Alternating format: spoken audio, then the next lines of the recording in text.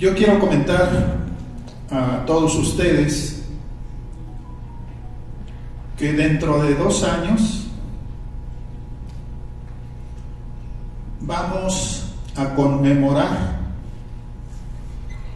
en San Juan del Río y en Querétaro un acontecimiento histórico de la mayor trascendencia.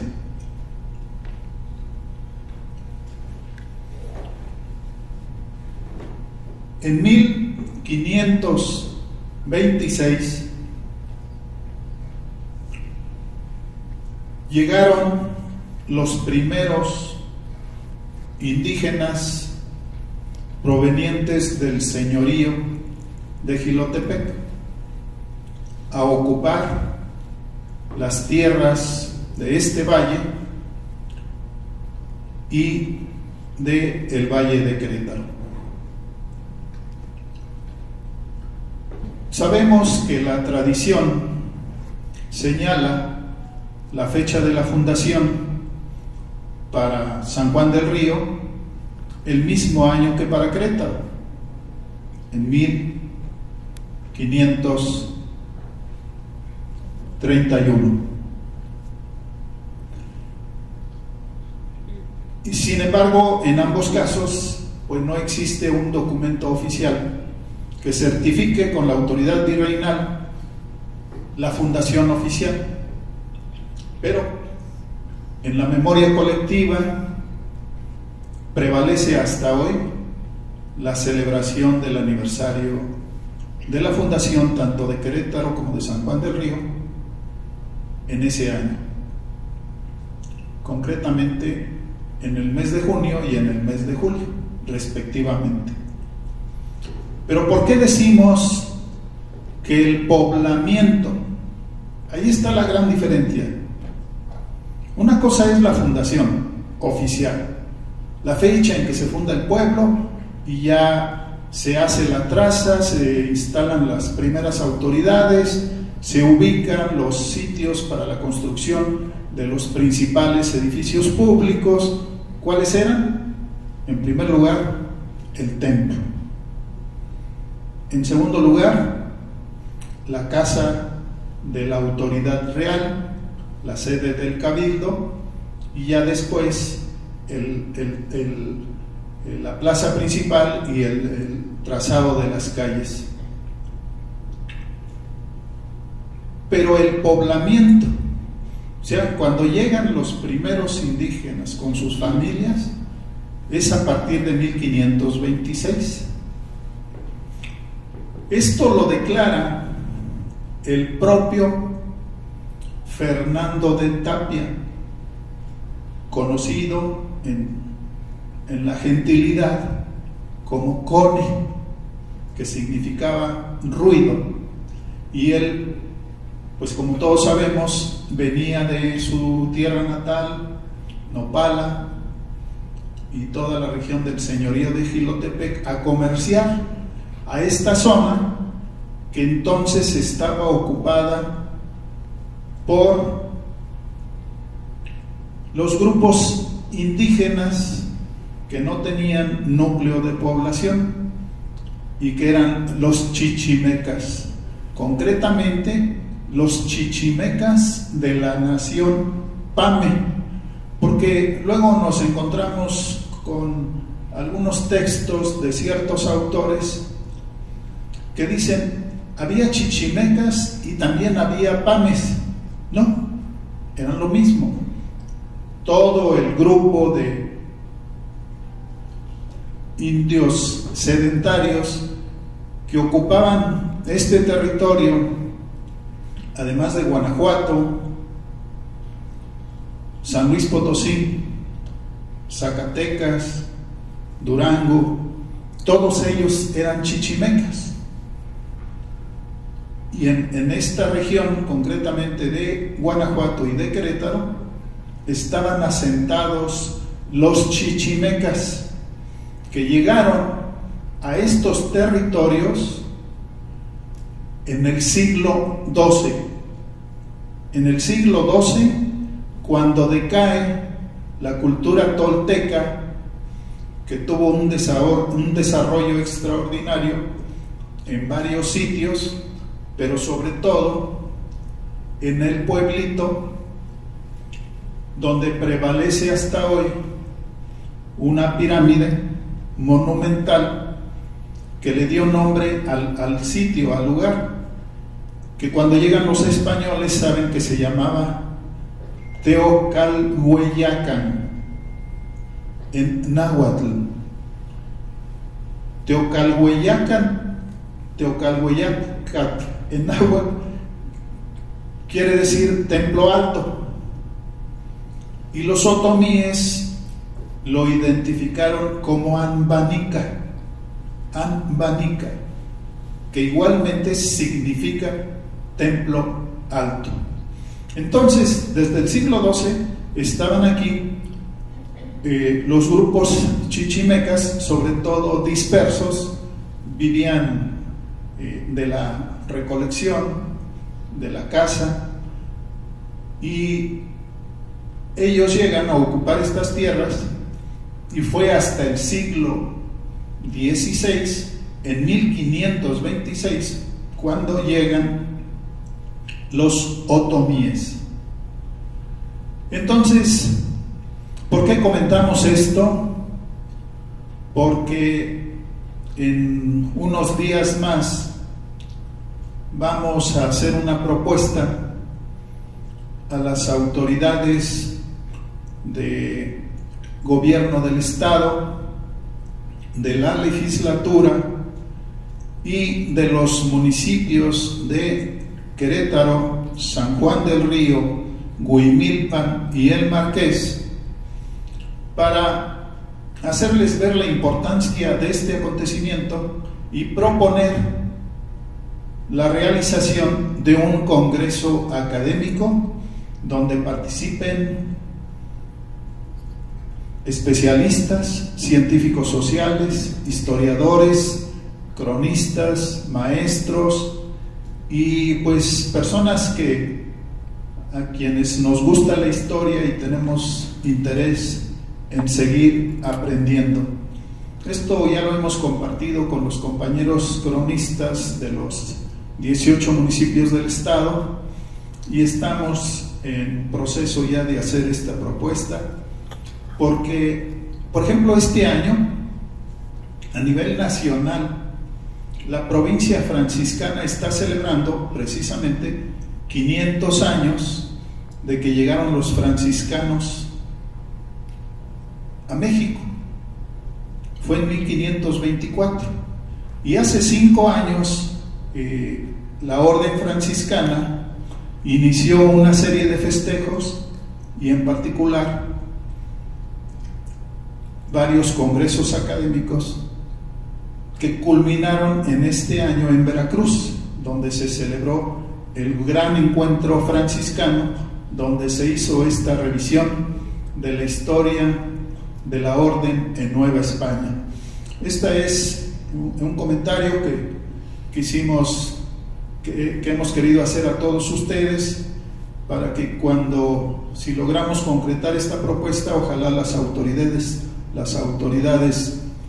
estatales y municipales sean sensibles a ello, y que también, obviamente, la Universidad Autónoma de Querétaro y algunas otras instituciones que se quieran sumar, pues podamos celebrar en Querétaro y en San Juan del Río un congreso académico de buen nivel que enriquezca nuestro conocimiento sobre la historia de Querétaro, y sobre todo en ese espacio todavía un tanto oscuro que tiene que ver con el poblamiento, fundación y evangelización de San Juan del Río y Querétaro. De nuevo, gracias a todos por estar aquí. Este es un evento importante porque es una presentación editorial de un libro que abona a la historiografía del estado de Querétaro, autoría de mi estimado compañero Lauro Jiménez, para quien pido un aplauso.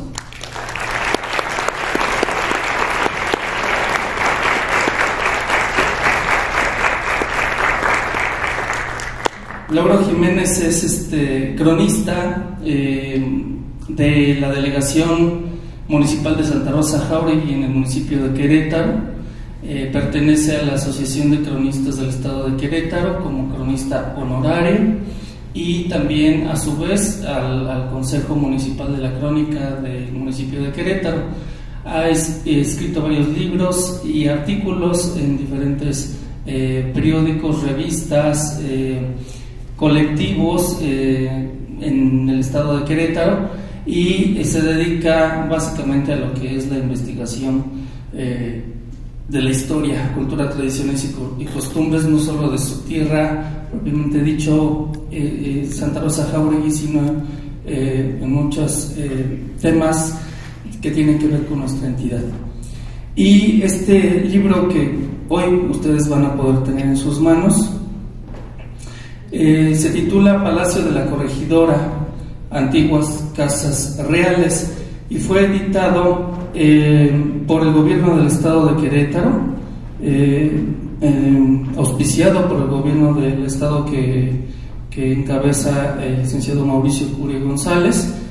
Me voy a permitir leer dos páginas que se me hacen interesantes. Desde luego el mensaje que expresa aquí el gobernador Mauricio Curi, pero en la cuarta de forros, que todo el mundo decimos la contraportada del libro, viene un texto que voy a leer a continuación. Uno de los edificios emblemáticos de la ciudad de Querétaro lo constituye sin duda lo que hoy se conoce como Palacio de la Corregidora, sede del Poder Ejecutivo del Estado desde hace 5 décadas. Al inicio del siglo XIX fue mansión del corregidor Miguel Domínguez Trujillo y su esposa Josefa Ortiz Telles Girón. La Casa de los Corregidores pasó a la historia nacional por ser el principal centro de reunión de la conspiración de Querétaro, donde en 1810 se ideó el Movimiento de Independencia de México. Ubicado al lado norte de la antigua Plaza de Arriba, también llamada Mayor, de la Independencia, del Marqués y de Armas, y si aumentamos la de los perritos, este monumento nacional se yergue majestuoso, rodeado de casonas llenas de historia que recuerdan el Querétaro virreinal. Las antiguas casas reales, sede de la autoridad real durante la dominación española, se edificaron a expensas del corregidor Martín José de la Rocha Sanz y Espeleta, como registra la placa que se colocó en la escalinata que conduce a la segunda planta del edificio. El año en que se terminó la obra, 1770. Si bien dicho funcionario la promovió y financió, el autor de la traza y director de la obra fue un queretano, Juan Antonio Fermíndez del Rincón, con lo que este trabajo, que es investigación de Lauro Jiménez, hace un aporte a la historiografía queretana. Ya nos abundarás, Lauro, como eres especialista en este tema. Y en el mensaje de presentación que hace el gobernador, el licenciado Mauricio Curi González, él explica: las casas reales de Querétaro han sido testigos del paso del tiempo. En ellas se ha tejido la historia, así como momentos y eventos que definieron a nuestra nación como una tierra dueña de su propio destino. Sin duda la más representativa es nuestra querida Casa de la Corregidora, hogar de las y los queretanos, hoy sede del Poder Ejecutivo del Estado, que destaca como pocos inmuebles en el país por su protagonismo histórico. Este fue el lugar donde los conspiradores fraguaron la idea de un país libre. En medio de sus paredes y salones, estos valientes personajes establecieron los primeros cimientos de una nación soberana y generosa, México. Con gran destreza narrativa, el autor Lauro Jiménez nos invita a conocer la historia de nuestra ciudad y estado, desde su surgimiento y su devenir como una de las joyas más preciadas de la época colonial, gracias a su importancia religiosa y económica, manteniendo a las casas reales en el centro de su crónica. También nos lleva por momentos definitorios, esos que han quedado plasmados en los libros de la historia nacional, con páginas de gloria, permitiéndonos ser testigos de los sucesos que nos hacen amar y reconocer el valor de esta casa de recios cimientos y gruesas paredes, donde aún es posible escuchar los pasos de quienes forjaron la independencia. Es un gran orgullo para mí, dice el gobernador, poner en sus manos este ejemplar que se escribió con paciencia, profundo conocimiento y, sobre todo, con un inmenso amor por nuestra tierra. El autor, uno de nuestros cronistas más prolíficos, capturó la esencia de esta ciudad para transmitirla de una forma viva. En el gobierno del Estado asumimos la responsabilidad de preservar y difundir la historia de Querétaro, pues gracias a ella se ha moldeado el destino de México a través de los acontecimientos que han tenido esta casa como escenario. Reconocemos la importancia de nuestras raíces y nos enorgullece compartir esta valiosa obra con todos ustedes. Los invito a sumergirse en sus páginas y recordar los pasajes más fascinantes de nuestro pasado. Con ello, se fortalecerá nuestra identidad como un Estado con rumbo. Firma Mauricio Curi González, gobernador constitucional del Estado de Querétaro. Sin más, cedo el micrófono, mi estimado Lauro Jiménez Jiménez.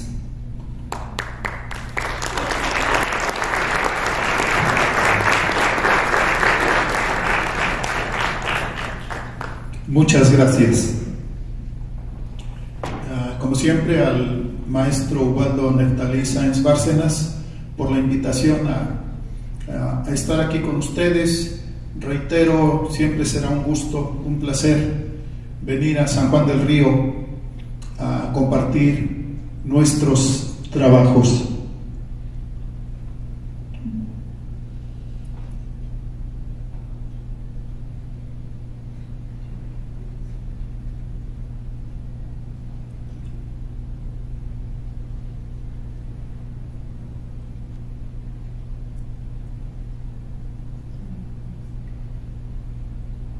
Bien, bueno, para comenzar quisiera decir a ustedes que en el 2010, a mí en lo personal me movió mucho, como a todos los mexicanos, la fecha conmemorativa del bicentenario de la consumación de la independencia de México. Pero en lo particular hubo dos trabajos que me motivaron a ahondar en la investigación, a sabiendas de que la consumación de la independencia de México no se dio en 1810. Ahí inició el movimiento, y precisamente el movimiento inició en Querétaro con la conspiración así llamada de Querétaro, porque además en la conspiración los miembros de este movimiento que venían de Dolores, de San Miguel el Grande, de Cuitzeo, de San Juan del Río, también hubo conspiradores, pues ellos fraguaron la fecha del inicio del movimiento y se fueron recorriendo estas fechas, y de pronto, cuando las autoridades virreinales descubren el movimiento, pues se dio la detención de varios de los conspiradores encabezados por doña Josefa Ortiz Telles Girón, esposa del corregidor Miguel Domínguez Trujillo. Yo omito llamarla la corregidora porque no existía el título, era la esposa del corregidor. Es como si hoy dijéramos la gobernadora. Pues no existe el título, ni tampoco el título de presidenta. Pero en fin, entonces desde el 2010 platicando con Dulce y con Neftalí, empezamos a trabajar en un proyecto editorial muy interesante que publicamos hace 3 años, que se titula sobre el bicentenario de la consumación de la independencia, porque se dio en 1821 por parte de Agustín de Iturbide. Él fue el forjador del movimiento final que llevó a la consumación de la independencia de la Nueva España, del Imperio Español. Y así logramos esta publicación con el apoyo de los ayuntamientos de Corregidora, San Juan del Río y El Marqués. Y esta obra la dimos a conocer en el 2021. Pero antes, yo pretendía que se diera a conocer este libro, precisamente sobre el Palacio de la Corregidora, porque en el 2020 se cumplieron 250 años de que se realizó la obra de las casas reales. Las casas reales eran la sede donde despachaba el corregidor, o sea, la máxima autoridad real, donde sesionaba el ayuntamiento, el cabildo. Era la sede del poder local, la sede del gobierno local. ¿Por qué? Porque las casas reales, el edificio, como hoy lo conocemos, se terminó de construir en 1770. Es decir, repito, en el 2020 se cumplieron 250 años de la terminación de la obra, y el edificio se estrenó a principios de 1771. El autor anónimo del diario Acuerdos Curiosos no nos da la fecha precisa, pero solamente señala a principios de 1771. Bien, ¿y dónde funcionaron anteriormente a la construcción del nuevo edificio? ¿Dónde funcionaron las casas reales? Las casas reales funcionaron por primera vez en el atrio del convento franciscano.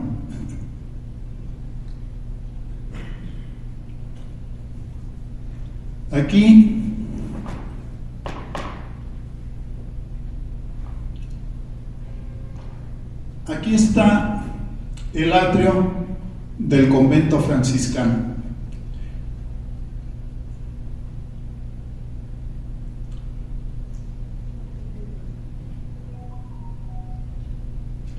Y vamos a dar la bienvenida y continuamos a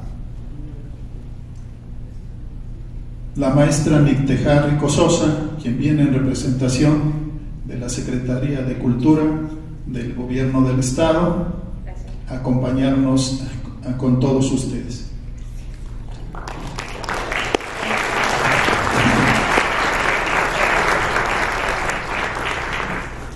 Bien, pues aquí en el atrio estuvo en el siglo XVI, estuvieron instaladas las casas reales. Esta imagen corresponde al plano anterior, lo volvemos a mostrar. La imagen que acabamos de ver corresponde a este segmento de este plano. Este plano fue elaborado en 1714. Se encuentra en el Archivo General de Indias en Sevilla, España.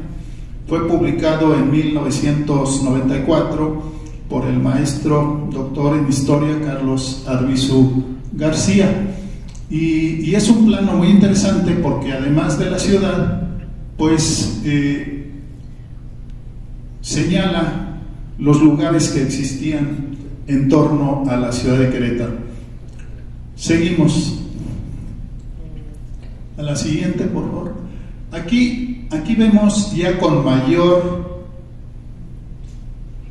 amplitud y pues no sé si los jóvenes, las personas que se encuentran en la parte de atrás alcanzan a percibir la imagen, porque sí, es bien importante para ubicar y dimensionar el tamaño de la Plaza de San Francisco, porque la Plaza de San Francisco llegaba hasta la calle del Molino, es decir, lo que es hoy la calle 16 de septiembre.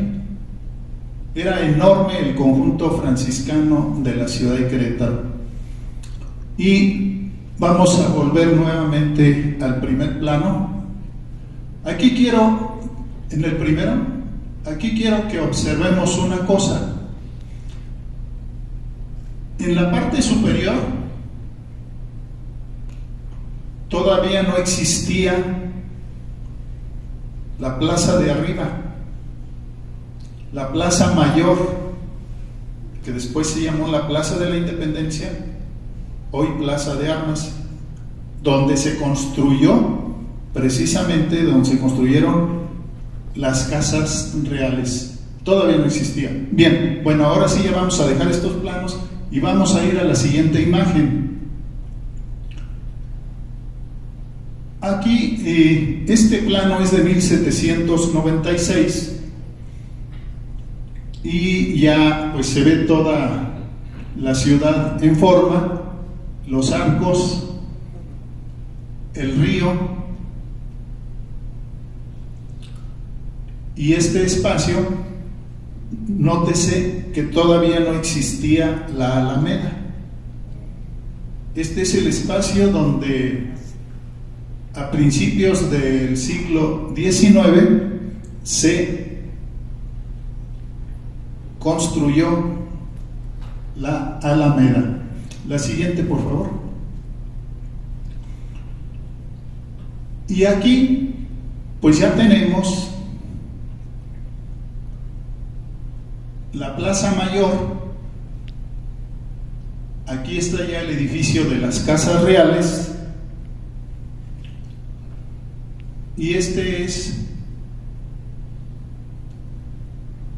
ya el monumento dedicado a Cristóbal Colón, monumento que fue derribado en 1867 durante el sitio de la ciudad de Querétaro.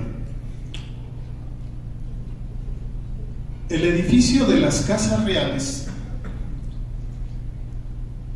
llegó a la Plaza Mayor a principios del siglo XVIII. Para 1739 ya existía en la Plaza Mayor el edificio de las Casas Reales. Así nos lo da a conocer el padre jesuita Francisco Antonio Navarrete en su gran obra, donde da a conocer los festejos de la ciudad de Querétaro con motivo de la introducción del agua limpia de la Cañada a la ciudad de Querétaro, es decir, el acueducto. Es el primer documento que ya nos señala que las Casas Reales estaban en la Plaza Mayor. Y en el siglo anterior, en el siglo XVII, después de su sitio original en la plaza, en el atrio franciscano, las Casas Reales pasaron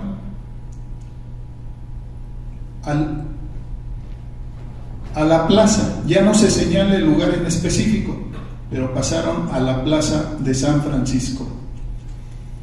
Adelante, por favor. Y este plano es de 1805. Aquí ya está la Alameda, ya se había construido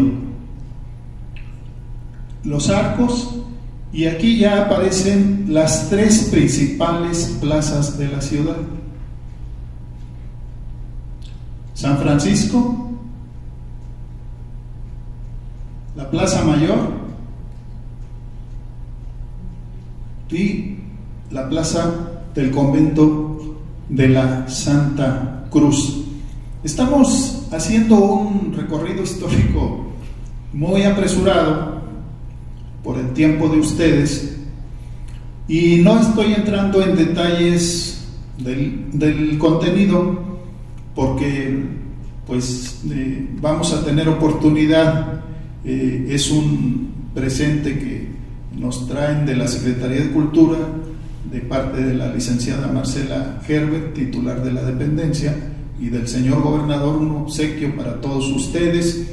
Y quiero decirles que pues este evento obviamente fue propuesto y hoy se realiza gracias, como siempre, al interés del maestro Ubaldo Neftalí Sáenz Bárcenas, para traer a los sanjuanenses eventos culturales, artísticos de gran nivel. Y en este caso pues yo la verdad me siento honrado de que me haya considerado para venir a comentar con ustedes este libro, y agradecer a la Secretaría de Cultura por la disposición de poder obsequiar un ejemplar a cada uno de ustedes.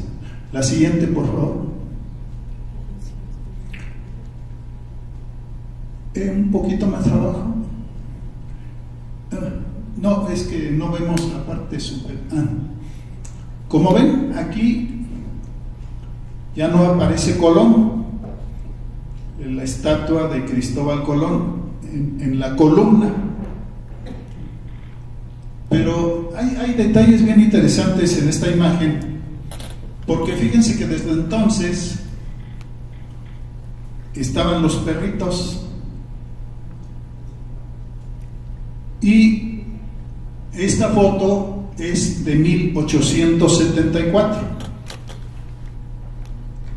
Y la siguiente, por favor. Y esta foto, esta ilustración, ahí está muy bien, ya es el nuevo monumento que se construyó dedicado al marqués de la Villa del Villar del Águila, don Juan Antonio de Urrutia y Arana. Este conjunto escultórico se construyó en 1843, y esta imagen es extraordinaria. La localizamos la localizó Neftalí el año pasado, hace 2 años, perdón, y la insertamos en el libro conmemorativo del bicentenario de la consumación de la independencia.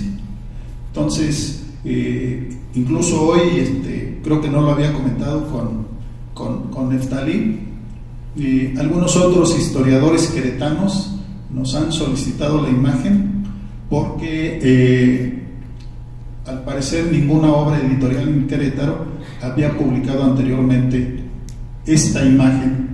Esta imagen corresponde a la entrada que hizo el ejército francés en 1864, previo a la llegada del emperador Maximiliano de Habsburgo. La siguiente, por favor.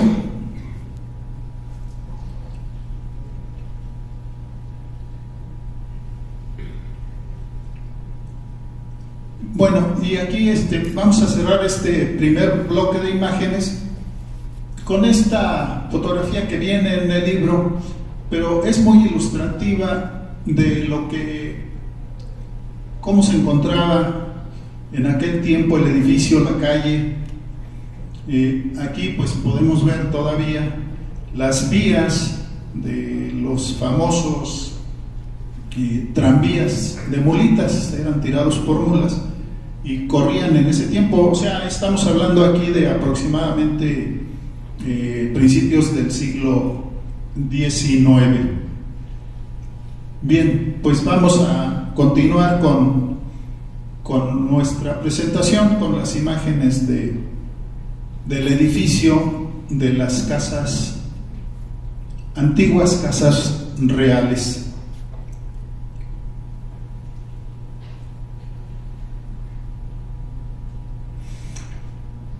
Repetimos, el nuevo edificio se construyó en 1770, es decir, cuando ya la influencia del barroco en Nueva España estaba declinando.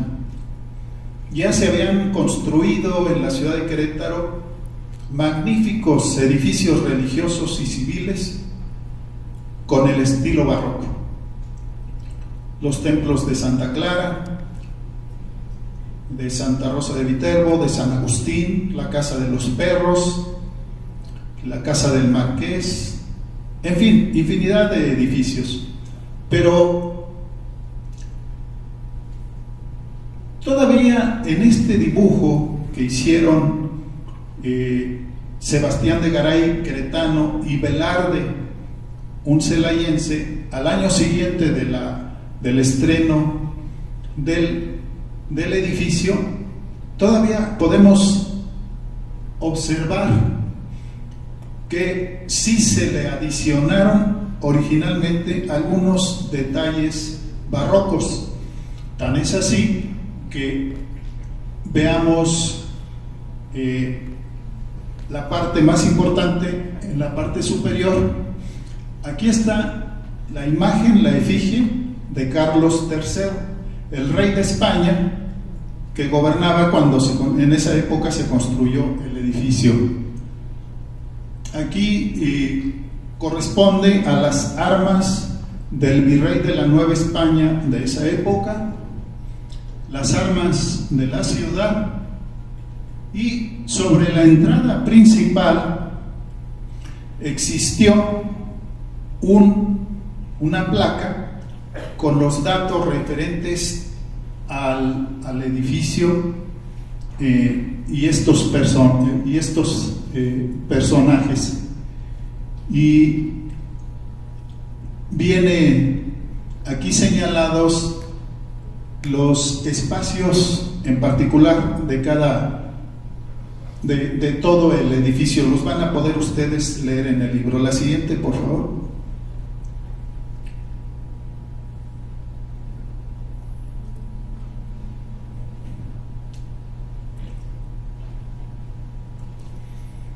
Aquí ya vamos a pasar rápidamente estas imágenes porque pues corresponden simplemente a la planta arquitectónica. Ya solamente ustedes, teniendo en sus manos el libro, pues van a poder ver con detalle a qué espacios correspondían. Pero obviamente los de la parte frontal eran los más importantes, porque al entrar al lado izquierdo era donde estaba la sala de cabildo, que era el lugar donde sesionaban los regidores y donde se tomaban las decisiones más importantes de la ciudad. Mencionar también que este edificio es posterior a otra de las grandes obras arquitectónicas de la época virreinal en Querétaro durante el siglo XVIII. Me refiero al acueducto.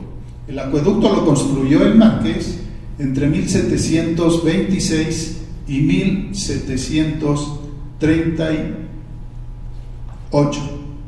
Entonces, en ese siglo, pues también por eso es llamado y considerado el siglo de oro queretano, porque se construyeron los más importantes edificios religiosos y civiles que dieron el prestigio a la ciudad de Querétaro, como Santiago de Querétaro, como la tercera ciudad de la Nueva España, solo después de la Ciudad de México y de Puebla de Los Ángeles. Las siguientes, por favor.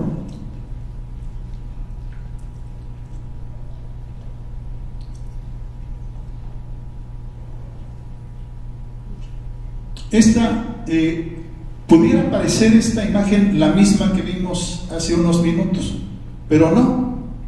La primera imagen la hizo Garay, un queretano, y esta la hizo Velarde, un dibujante de Celaya.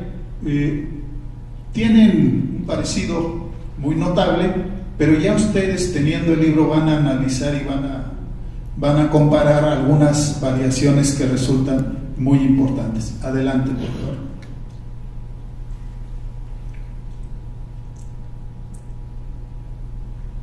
Ahora vamos a pasar al último bloque de imágenes para ya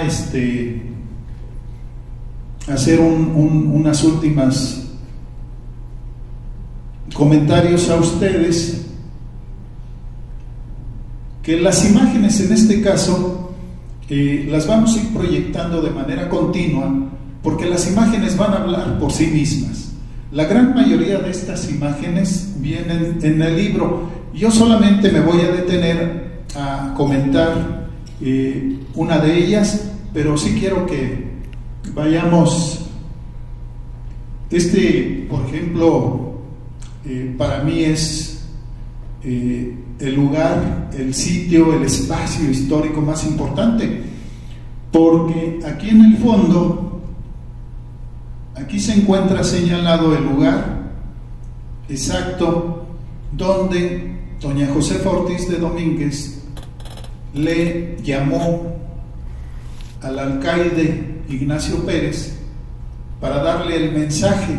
No fue ningún mensaje por escrito, obviamente, aunque algunos historiadores, autores así lo han señalado, de que por la chapa le entregó un mensaje. No, pues el mensaje fue verbal, se lo transmitió, y pues obviamente Ignacio Pérez tuvo que poner mucha atención, y palabras más, palabras menos, pues así fue como salió rápidamente del edificio y tomó el primer caballo que se encontró y se fue a Dolores, a San Miguel el Grande, a buscar al cura Hidalgo y al capitán Ignacio Allende.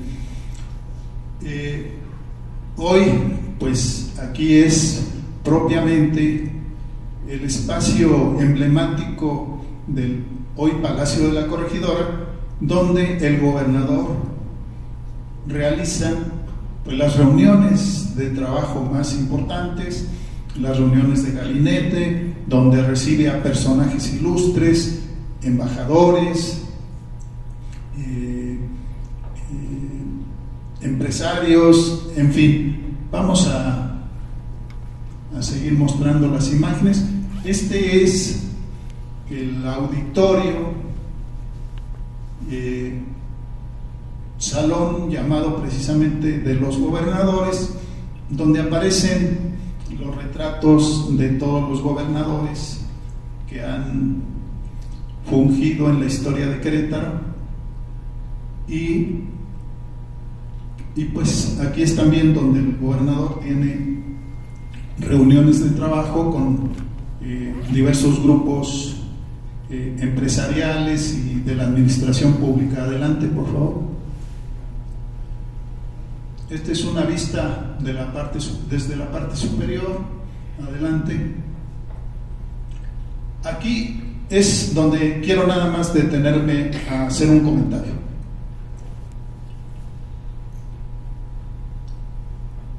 Bajo esta imagen extraordinaria de doña Josefa Ortiz de Domínguez está esta placa que seguramente todos ustedes conocen. Esta placa registra el nombre de quien fue el promotor de la obra de las Casas Reales, y fue el corregidor que estaba en funciones en aquel tiempo, don Martín José de la Rocha Sanz y Espeleta. Y ciertamente, pues, la investigación que pudimos llevar a cabo confirma obviamente que él fue el promotor de la obra. Pero lo que nos motivó a ahondar en la investigación es saber quién la construyó, quién fue el arquitecto, quién fue el que ideó la obra, porque también ahorita que estamos haciendo un trabajo sobre el acueducto, pues todo el crédito se lo lleva el marqués, don Juan Antonio de Urrutia y Arana. Y bueno, pues hay que decir que el acueducto sí fue obra de él, él lo financió, él supervisó la obra, pero quienes lo construyeron fueron los indios del pueblo de La Cañada. Y pues logramos, con el apoyo de una información que nos había proporcionado una historiadora sanjuanense ilustre, la doctora Mina Ramírez Montes, pudimos saber el nombre del autor de la obra de las Casas Reales, y fue un regidor. Y comentando con la doctora hace unos días, que nos hizo el honor de acompañarnos a la ciudad de Querétaro a comentar nuestro libro,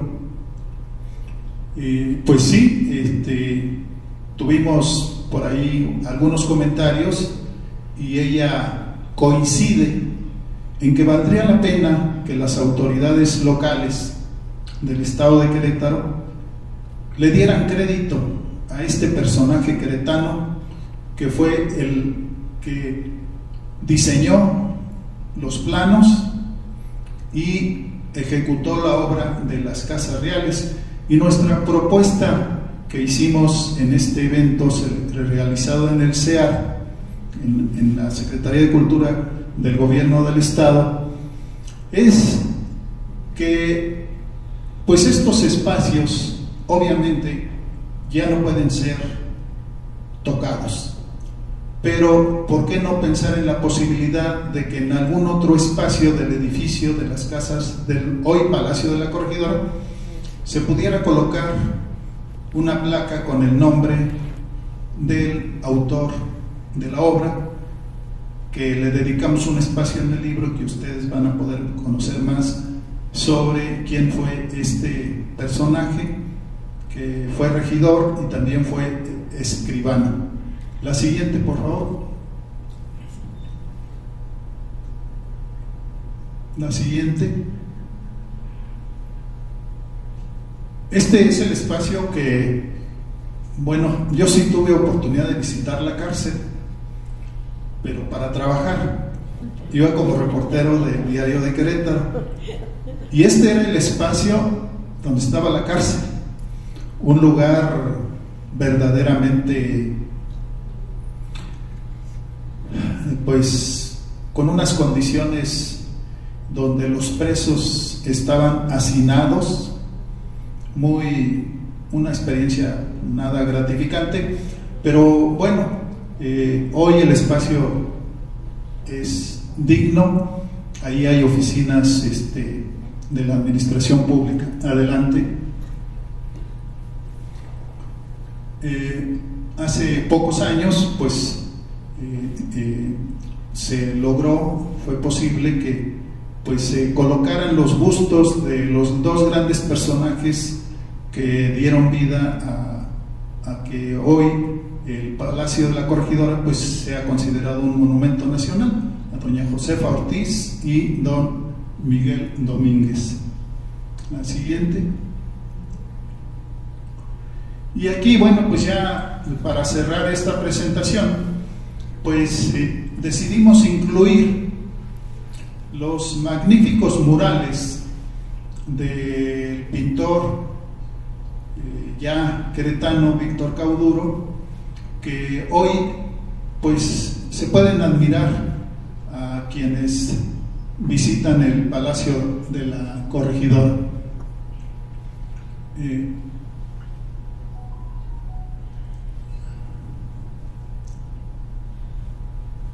Bien, bueno, pues yo, ya nada más quería que vieran todas las imágenes. Quiero mencionar que el trabajo fotográfico estuvo a cargo de Ana Paula Zárate Ardón, quien además fue la responsable del diseño y la edición de esta obra. Yo,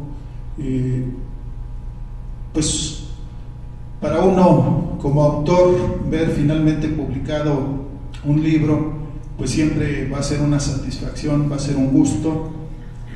Pero a mí en lo particular, la publicación de esta obra, yo tuve oportunidad de tener el acercamiento y el comentario con el gobernador Mauricio Curi, y él tuvo a bien aceptar mi propuesta y auspiciar la publicación del libro. La verdad, el libro tiene un magnífico diseño, un trabajo fotográfico excelente, y la impresión, también tengo que decirlo, el libro se imprimió en los talleres gráficos del gobierno del estado. Regularmente libros de esta naturaleza anteriormente se imprimían en imprentas externas, pero hoy el gobierno del estado tiene talleres gráficos que brindan la posibilidad de hacer impresiones de muy buena calidad.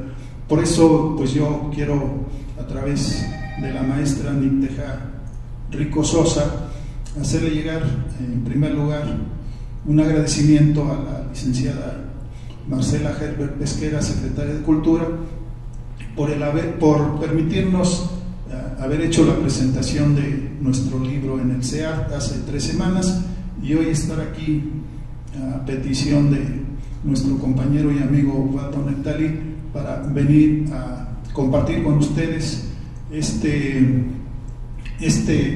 trabajo, y bueno, hacer público mi agradecimiento muy sentido, muy efusivo, aunque no se note, pero sí, yo la verdad estoy enormemente agradecido con el licenciado Mauricio Curi por habernos apoyado en la publicación de esta obra. Yo solamente quiero agregar algo con respecto a lo que hablábamos en un principio sobre los hechos históricos relacionados con San Juan del Río. También mencionar que en 1821, y esto viene en un libro que esperemos próximamente se publique, en 1821, el 18 de septiembre, en San Juan del Río tuvieron grito de independencia. Aquí vino un mensajero de Ignacio Allende a venir a avisar a los sanjuanenses y a los de Huichapan, que aquí se reunían para conspirar, igual que en Querétaro, para que viniera a avisarles que había sido descubierta la conspiración. Y ese personaje se llama, y la historia así lo registra, y por eso lo comento, porque si quisiera que este mensaje llegara a la licenciada Marcela Herbert, para ver la posibilidad de que en septiembre, obviamente del 2025, pudiéramos estar aquí nuevamente con ustedes para presentar un libro que titulamos Dulce, Héroes queretanos desconocidos de la Guerra de Independencia. Y quien dio el grito de independencia en San Juan del Río el 18 de septiembre de 1821 se llamó Francisco Lojero. Francisco Lojero. Después de que Ignacio Pérez fue enviado por doña Josefa Ortiz a San Miguel el Grande, Francisco Lojero escuchó que había salido Ignacio Pérez y salió a San Miguel también, pero por el rumbo de Celaya y Chamacuero. Llegó primero que Ignacio Pérez y su jefe era Ignacio Allende, su jefe inmediato y su confidente, y él le rendía cuentas y para él era su máxima autoridad, era Ignacio Allende. Y entonces en San Miguel el Grande le informaron que no estaba Allende, que estaba en Dolores con el cura. Y así fue como se fue a Dolores, y fue el único queretano, el único que participó en el grito de Dolores. Y como todos sabemos, ya cuando se da el grito y viene ya el primer ejército insurgente hacia San Miguel el Grande, ahí en la primera, ya cuando llega el ejército a San Miguel y se instala y tiene su primera reunión ya los jefes del movimiento, es cuando Ignacio Allende llama a Lojero y a otro insurgente de apellido Almaraz y los manda a los dos, se van a San Juan del Río a informar a los compañeros de San Juan y de Huichapan que la conspiración ha sido descubierta. Espero que dentro de un año podamos tener esta posibilidad de venir a compartir con ustedes mayor información ya sobre este libro, y que además de este personaje de Francisco Lojero incluimos 20 biografías más, y nada más les voy a mencionar el nombre de otro. El autor del Plan de Independencia de México fue un queretano,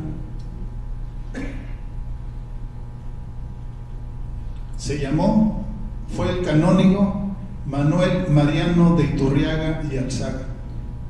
Él participó en la conspiración de Valladolid en 1809 y ya muy enfermo se regresa a su tierra natal, Querétaro, y aquí su último acto de vida fue elaborar el Plan de Independencia. Ese plan se lo entregó en febrero de 1810 a Miguel Hidalgo, a Ignacio Allende, y lo toman íntegramente, y es el que desarrollan durante la primera etapa del movimiento hasta que son detenidos en Acatita de Baján y son fusilados Hidalgo, Allende y demás compañeros. Como ven, poco he hablado sobre el contenido del libro porque quiero que les despierte interés y aprecien y valoren pues el diseño, las fotografías y el material que hoy compartimos con ustedes. Entonces, pues no sé, Nectalí, como quieran disponer con la maestra Nicteja la entrega de los libros a las personas. Finalmente agradecerles que dispusieron de su tiempo, que tuvieron la paciencia y que hasta el final nos escucharon, y yo quiero agradecerles a todos ustedes su presencia. Muchas gracias, y como siempre estoy a sus órdenes.